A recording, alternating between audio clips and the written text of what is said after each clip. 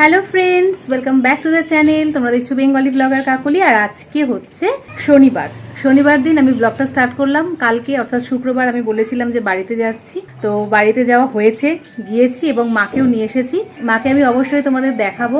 মা আজকে এসে একটা পুজো করছে, সেটা হচ্ছে বিপদনাশিনী পুজো। সেই পুজোর অনেকটাই হয়ে গেছে, এখন আমি বিপদনাশিনীর যে পাঁচালিটা আছে সেইটা পড়ে পুজোটা কমপ্লিট করব। তাহলে চলো দেখি মা কিভাবে অ্যারেঞ্জমেন্ট করেছে, কিরকম এই পুজো। আগেও তোমাদের দেখিয়েছি। মা এটা করেছে কারণ আশিসের সুগার হয়েছে, তো মা সবসময় কারো কিছু হলে, কারো কিছু অসুবিধা হলে বা কিছু হওয়ার থাকলে এরকম ভাবে মানসিক করে বিপদনাশিনী পুজো করার জন্য। আশিস যেহেতু এখন একটু ভালোই আছে, সেজন্য মা আমাদের বাড়িতে এসে এই বিপদনাশিনী পুজোটা করছে। চলো দেখে নি কি নিয়ম আছে, আর তারপরে আমি পাঁচালিটা পড়বো। চলো।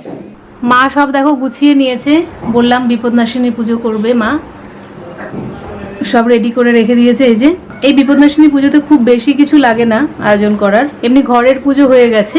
আর এখানে দেখো ঘট বসিয়েছে মা, আর একটা আসন পেতেছে, আর এখানে দেখো পাঁচালি রয়েছে বিপদনাশিনীর ব্রত কথা, আর সামনে দেখো পান দেওয়া হয়েছে। এই পানটাই হচ্ছে মেন উপকরণ এই পুজোর। এখানে মোট 9খানা পান দিতে হয়, 9টা পান, সুপুরি। এখানে পান সুপুরি দেওয়া হয়েছে, আর ফুল দেওয়া হয়েছে, তার সাথে সাথে সিঁদুরের ফোঁটা দেওয়া হয়েছে। সবগুলো পানে না, এভাবে একটা কলা পাতার ওপরে এই 9খানা পান সাজিয়ে রাখতে হয়। এখানে ফল পাকুড় যেটুকু সামর্থ্য অনুসারে, কোনো নিয়ম নেই, একটু সামান্য কিছু দিলেই হয়। প্রদীপ, ধূপ, ব্যাস। এইবারে এই পাঁচালিটা পড়ে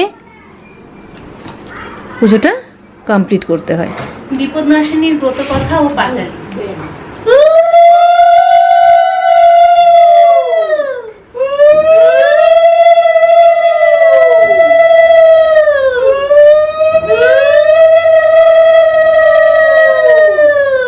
কৈলাস শিখরে বসি গৌরী পঞ্চানন, কহিছেন মহানন্দে কথ।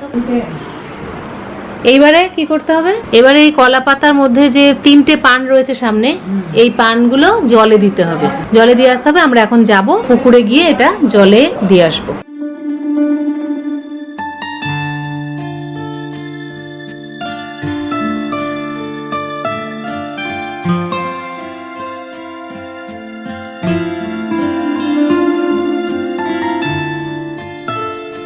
এবার এই 3টে পান জলে ভাসিয়ে দিতে হবে। তাহলে চলো আমরা যাই, গিয়ে জলে দিয়ে আসি। মা যেতে পারবে না কারণ মায়ের পায়ে প্রচন্ড ব্যথা, তাই আমি আর অর্কই যাচ্ছি। এই দেখো পানগুলো নিয়ে এবার আমি সোজা পুকুরে চলে যাব, গিয়ে ভাসিয়ে আসবো।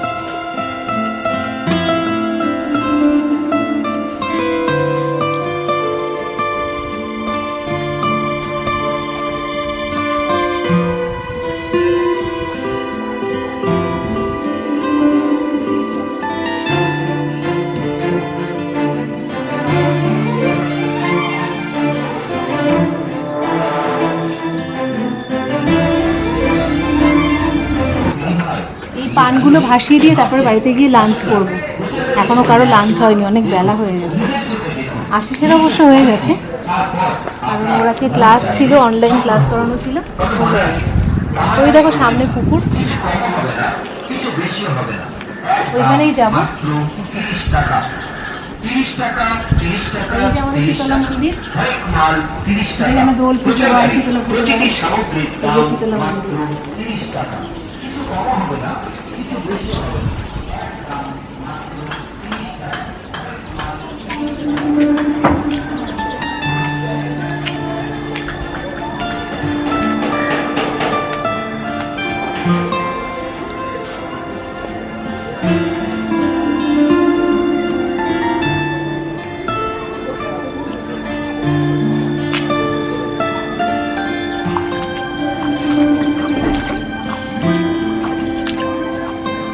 Woo!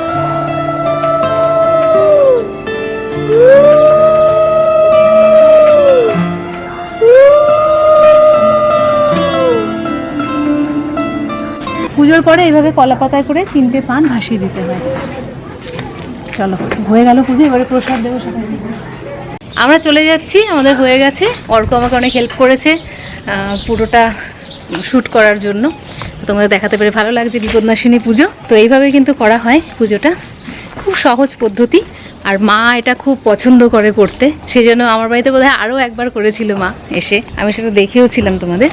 আর আজকে আরেকবার করলো। মায়ের মনের শান্তি আর কি, মনের শান্তিই তো সব থেকে বড় কথা। আর মা যেহেতু করে সেজন্য আমিও মায়ের সাথে সাথে মাকে হেল্প করি আর কিছুটা করি আর কি, খুব ভালো লাগে মনটা। তো চলো এবারে প্রসাদটা পরে দেবো, আগে লাঞ্চটা করে নিতে হবে। না, লাঞ্চ করার আগে মা বললো একটা কাজ আছে, সেটা হচ্ছে ঘট নাড়িয়ে ঘটের জল যার জন্য মানসিক করা হয়েছে তার মাথায় দিতে হবে। তো সেই জন্য আমি এখন সেই কাজটা আগে করব, তারপরে লাঞ্চের ব্যবস্থা।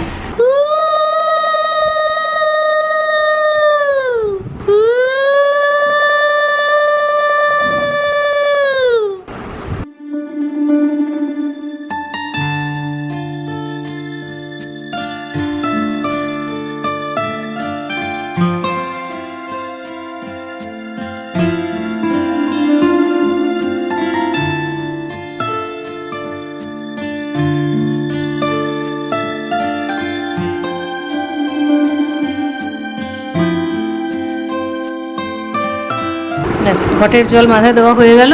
আর আশিস সেখানে ক্লাস করছে, এবার আবার ঠিকঠাক যায়। এবার আমি এক পাশে রেখে দিলাম, ব্যাস এটাই ছিল মেইন ব্যাপার। এটা মাই করতো, কিন্তু যেহেতু মা একবার নিচে নামলে উঠতেও সমস্যা, সেই জন্য আমি করে দিলাম। পুজোর আগে আজকে রান্না করে রেখেছিলাম, কি কি দেখাচ্ছি একবার দেখিয়ে দিই। এটা হচ্ছে পমফ্রেট মাছ করেছি, এটা 5 মিশালি তরকারি করেছি, ফুলকপি ভাজা আর ডাল করেছি, আর হচ্ছে এই যে উচ্ছে ভাজা, উচ্ছে বেগুন ভাজা। আমাদের লাঞ্চ হয়ে গেল। তো লাঞ্চ করে আমরা এই যে বিপদনাশিনীর প্রসাদ নিয়ে বসেছি মা আর আমি। আর তোমাদের বাড়িতে কোনো ভিডিও করা হয়নি বলে দেখানো হয়নি, মানে ওই বাড়িতে।